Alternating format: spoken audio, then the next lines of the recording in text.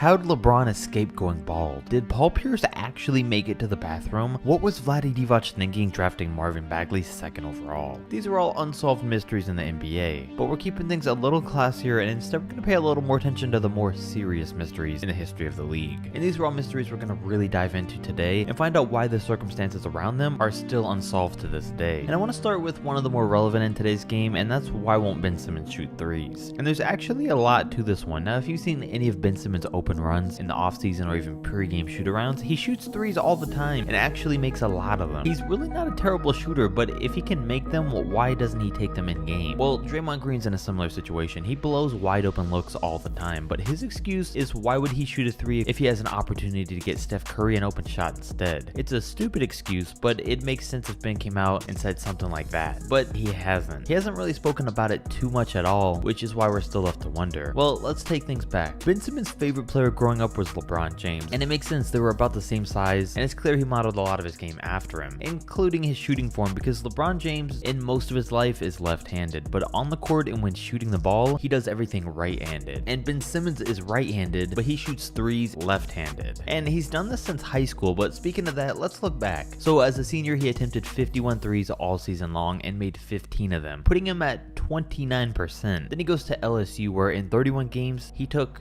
3 3-point attempts. So we can narrow it down to the fact that sometime between high school and college, something happened to him. But what was it? Well, at some point, he developed a mental block to being able to shoot or want to shoot the ball. The real mystery here is, how is that even possible? Did him shooting so bad in high school completely destroy all of his confidence? Well, possibly, because he's not just scared to shoot 3-pointers. I think it's mostly that, but it's just shooting and scoring in general now too, like we saw in the playoffs. This problem's only getting worse. Last year, Philly even hired a sports psychologist to try and talk him out of it, but clearly that didn't do anything. And everyone around him, from his brother to his high school coach to Brett Brown to Joel Embiid, all pretty much say that he's just trying to be as efficient as possible and doesn't believe in his own ability enough to shoot them. It just sounds like he developed some sort of major confidence issue. And so you're telling me Philly has had 2 first overall picks who, for one way or another, both freakishly lost the ability to shoot. Now, switching things up, another major NBA mystery is that we still don't know who LeBron James' father is. Now, we don't need to know, it doesn't really matter, but just the fact that it's pretty unanimously unknown leads us to a lot of questions. Does LeBron's dad know he's the father of a billionaire and one of the greatest NBA players ever? Does LeBron know who his dad is? Was his father also bald by 30? Was his dad 6'8" and that's where he got his freakish genetics? Or is James just a random freak of nature? These are all questions that might have been able to be answered if we had a name or a face we could associate with him. Well, the only thing we really know for a fact is that he doesn't know who his dad is, because he said so in an interview with Rachel Nichols. He has no idea who he is, but the internet thinks they found the answer. And the theories really revolve around 2 men. The first is a guy named Bryce Stovell. Years ago, he tried coming out and saying that back in 1984, he met a woman named Gloria at a bar. He was 29 and she was 15.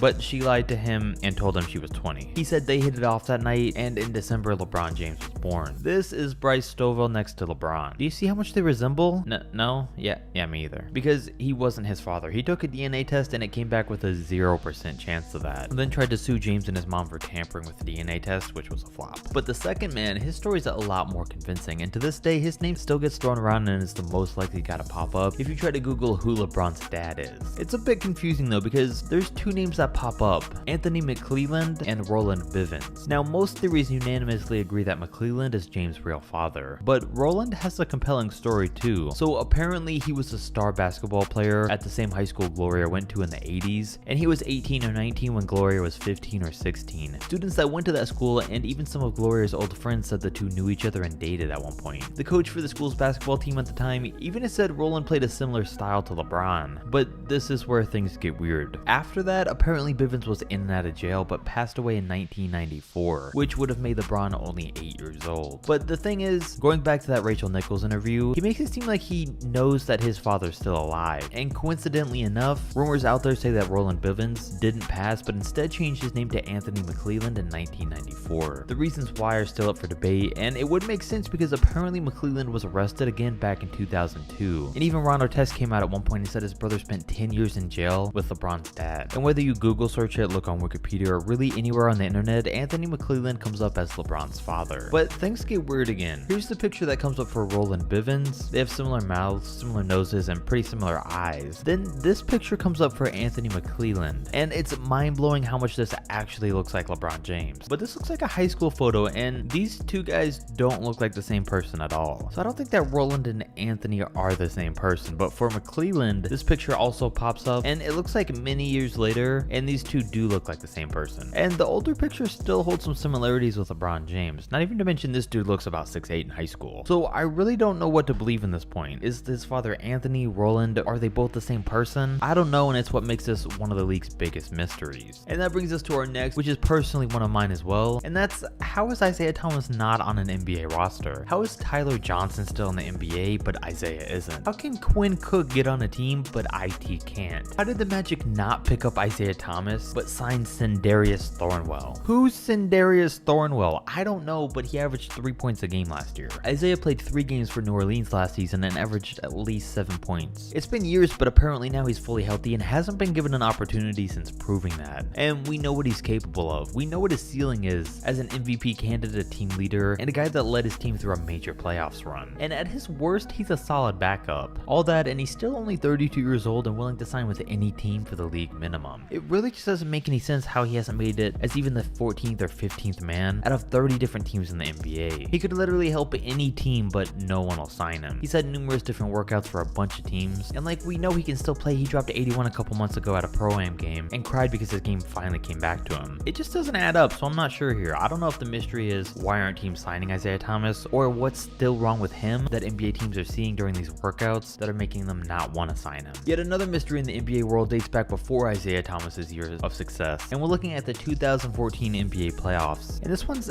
not actually an unsolved mystery, it actually has an answer, but I see the topic come up every so often. I think it's worth talking about Roy Hibbert's disappearance. Now we all remember him from the Pacers' near super team that almost stole an NBA title a couple of years if it weren't for the Miami Heat. They had the wild card Lance Stevenson, the up and coming superstar in Paul George, and the defensive monster in Hibbert. And these guys had played together for years, but things really took off in the 2011 and 12 season where Roy Hibbert became a first-time All-Star, and Indiana took the Heat to 6 games in the second round. Starting in the 2012 season, Roy Hibbert started utilizing the verticality rule, which says a player can contest a shot as long as they only jump straight up. So the Pacers dominated defensively that year. He was 7'2", and that style helped him be top 5 in blocks and defensive win shares in 2013 and in 2014. But then the 2014 playoffs happened, and he fell apart. He now averaged 9, 5, and 1 block a game in what was a huge shift from the previous year. He scored 0 points 2 games in a row in the first round against the Hawks, did the same once against the Wizards, and another time again against the Heat, making it 4 times that postseason. So he immediately got traded that offseason to the Lakers and averaged 5 points a game. Went to the Hornets and did the same, then got to the Nuggets before just announcing his retirement at 31 years old in his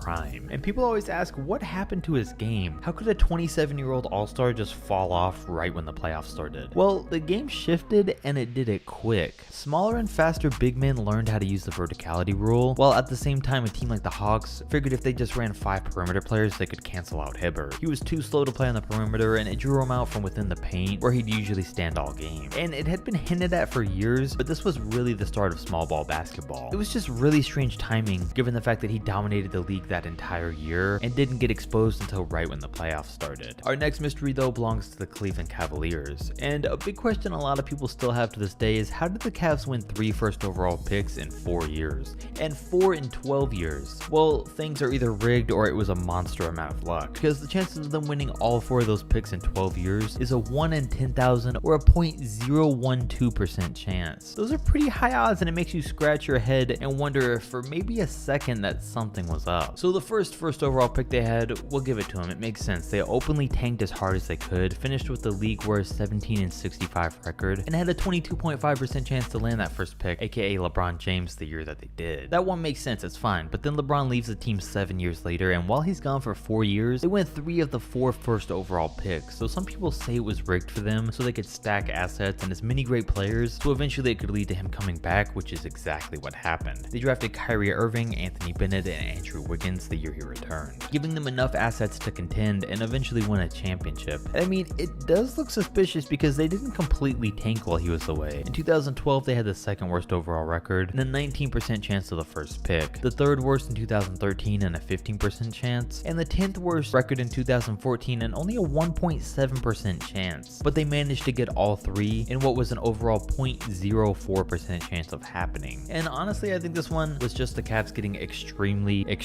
lucky, but I definitely can see why the conspiracies come in, especially when it involves the best player in the NBA at the time who had the best potential story of him returning and bringing a title to Cleveland. Part 2 is coming soon, don't forget to subscribe.